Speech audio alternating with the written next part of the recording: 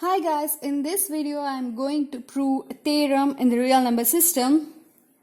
So the theorem states if n is a positive integer which is not a perfect square, then root n is irrational.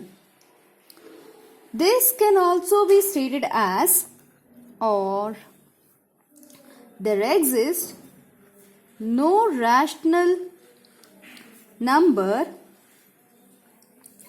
say r, such that r square is equal to n. So the proof of this theorem is so simple. Proof. So in the proof, let us have two cases for n. Let us divide this n as two parts. One is n having square numbers as its factors. Square numbers as its factor, and all such n which do not contain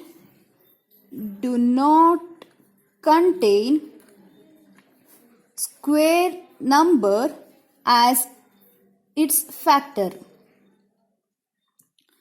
Okay, fine.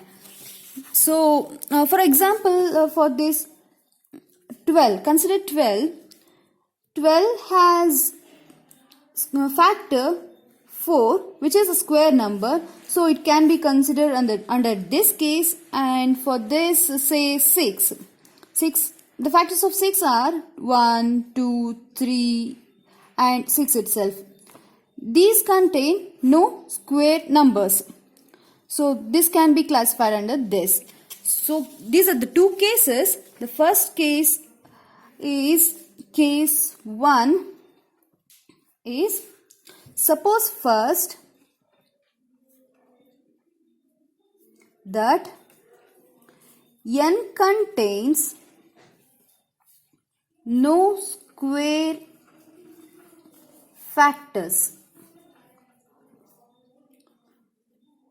To prove,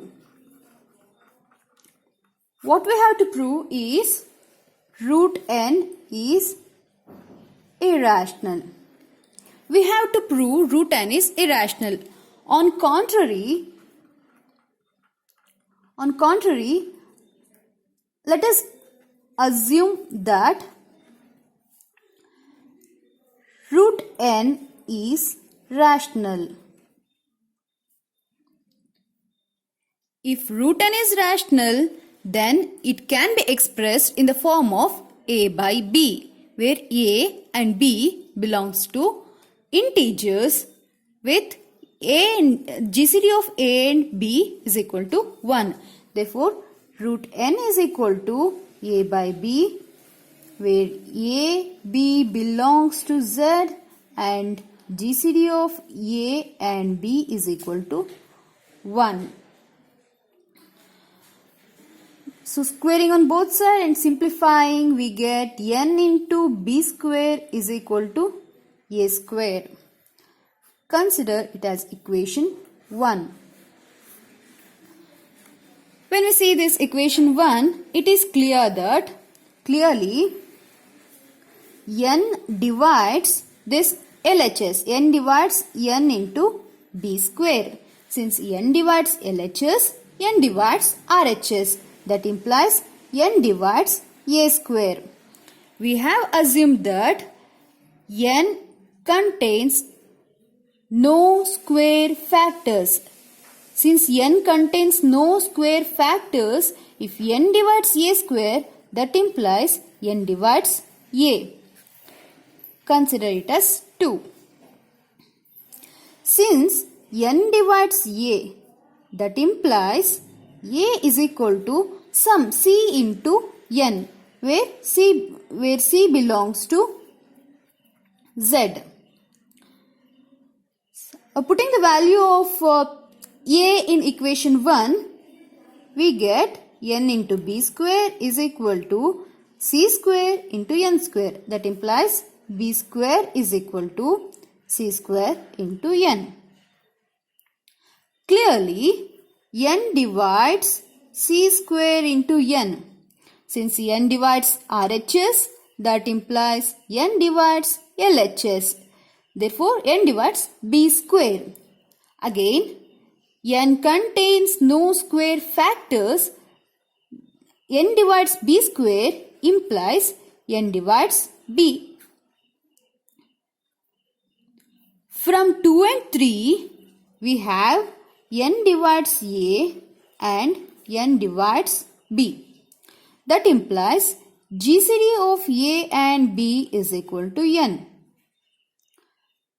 This contradicts to the fact that GCD of a and b is equal to 1. Therefore, which is a contradiction to the fact that GCD of a and b is equal to 1. Therefore, our assumption that root n is rational is wrong.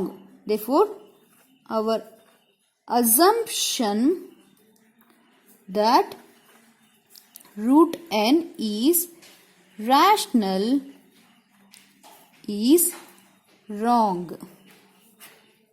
Therefore, root n is irrational.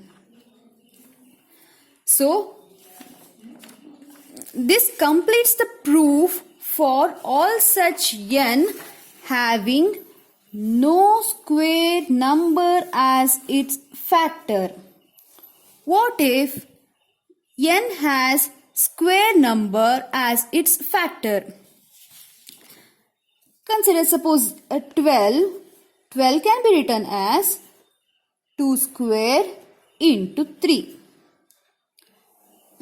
Say another number 20 can be written as 2 square into 5. For any such n, it can be written as some m square into k, where k contains no square factors.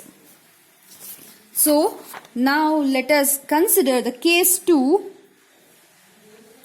Case 2 is about n has square factors. Therefore, as we have just seen, n is equal to m square into k, where k is greater than 1 and k has no square factors. So, n can be represented like this. Taking root on both sides, root n is equal to m into root k. If we consider n as rational number, then this also must be a rational number. But just now we have proved that if n contains no square factors, then root n is irrational. Here k contains no square factors, therefore root k is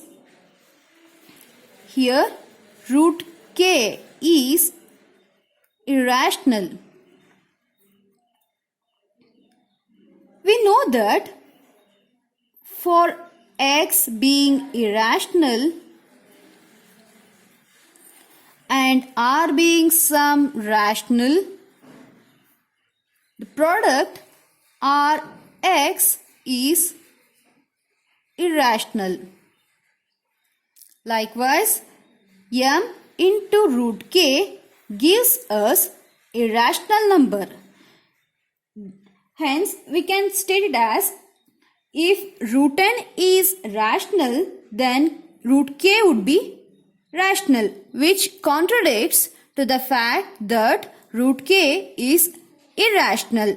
Therefore, root n is irrational. Hence, the proof.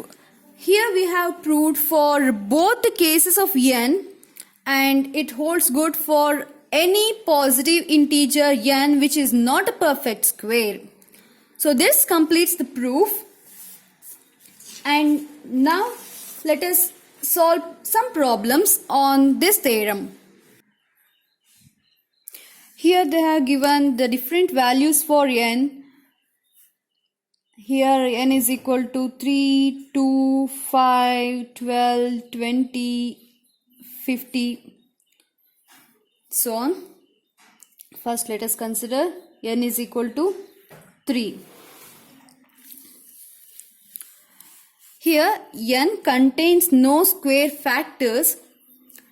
So by comparing to the general theorem, we can prove it like now on contrary, assume that root 3 is rational.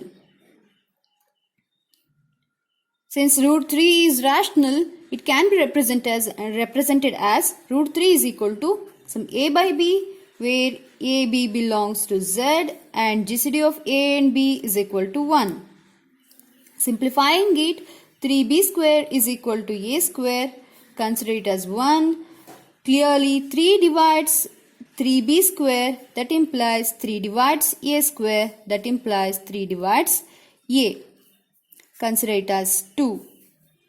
Since 3 divides a, it can be written as a is equal to some c into 3, where c belongs to z.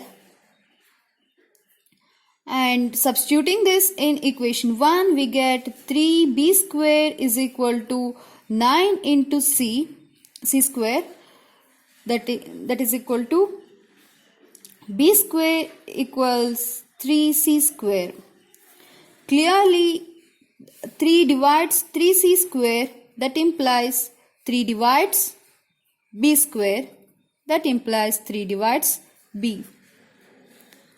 From 2 and 3, it is clear that 3 divides a and 3 divides b, that implies GCD of a and b is equal to 3, which contradicts to the fact that GCD of a and b is equal to 1.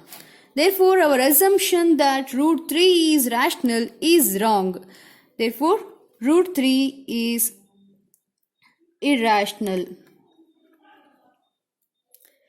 So this is the proof for root 3 is irrational, and it's enough if we prove the case 1 of this theorem, as 3 contains no square factors, and likewise we can prove for root 2, root 5, root 6 and so on.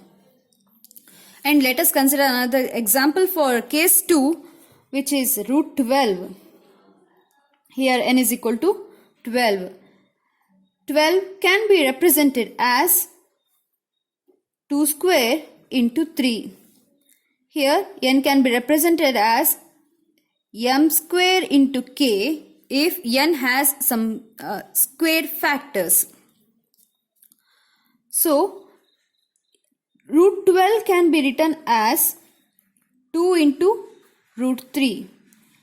It is enough if we show root 3 is irrational.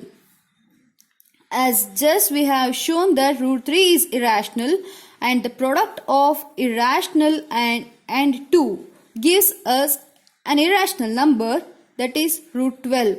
Therefore, root 12 is irrational. Likewise, we can prove it for root 20, where 20 can be expressed as 2 square into 5, and for root 50, it can be represented as 50 is equal to 5 square into 2. Here all we need to prove is root 5 is irrational, and for in this case root 2 is irrational. This can be done using the case 1 of this theorem. This is all about the theorem, and in this video we have proved this and solved some examples on it. So thank you for watching. Bye bye.